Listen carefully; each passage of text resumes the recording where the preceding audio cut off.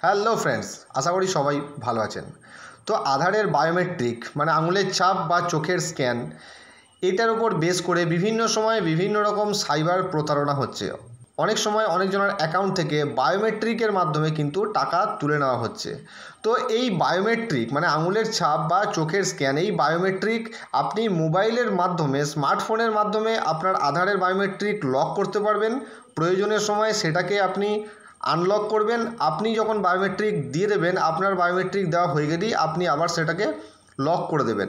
তো এই প্রসেসটা কিছু সিম্পল স্টেপ ইউজ করে কিভাবে আপনি মোবাইল ফোন থেকে করবেন, অপারেট করবেন, সেটা আজকের এই ভিডিওতে আপনাদেরকে দেখিয়ে দেবো। নমস্কার, আমি সৌমেন রায়, আপনি দেখছেন Sayan Infotech, one station all application. তো এর জন্য আমি যে অ্যাপটা দেখাবো সেটা আধারেরই অ্যাপ, আধার অথেন্টিকেটেড অ্যাপ। এই অ্যাপটাকে আপনাকে মোবাইলের মধ্যে ইনস্টল করতে হবে। সেটা হচ্ছে এম আধার, এটা ইউআইডিআই অথেন্টিকেটেড অ্যাপ।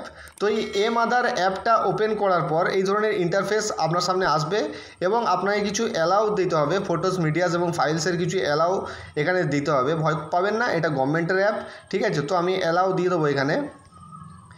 এরপর এটাকে স্কিপ করে বেরিয়ে যাবেন, অথবা আপনি এই জিনিসগুলোকে দেখে নিতে পারেন। এবার আপনাকে এখানে কনসেন্ট দিতে হবে।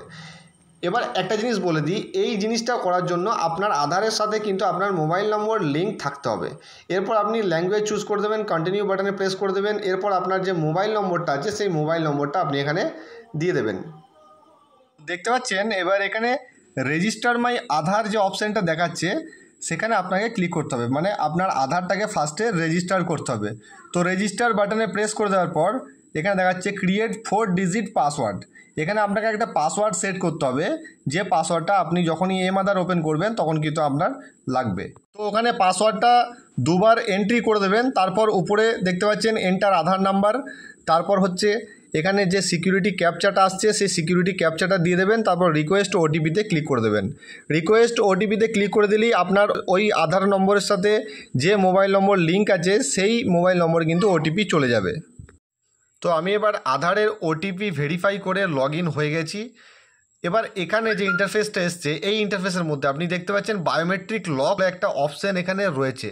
তো এই বায়োমেট্রিক লক যে বাটনটা রয়েছে এখানে আপনাকে ক্লিক করতে হবে। এবার এখানে শো করবে, দেখুন your biometric is currently unlocked, মানে আপনার বায়োমেট্রিক লক না আনলক আছে সেটা এখানে শো করবে। এবার আপনি যদি লক করতে চান তাহলে লক বায়োমেট্রিকে ক্লিক করবেন। লক বায়োমেট্রিকে ক্লিক করলেই আপনার ওই আধার নাম্বারের সাথে যে মোবাইল নম্বর লিঙ্ক আছে সেখানে আবার একটা ওটিপি যাবে। সেই ওটিপিটা দিয়ে দিলেই কিন্তু আপনার বায়োমেট্রিকটা লক হয়ে যাবে।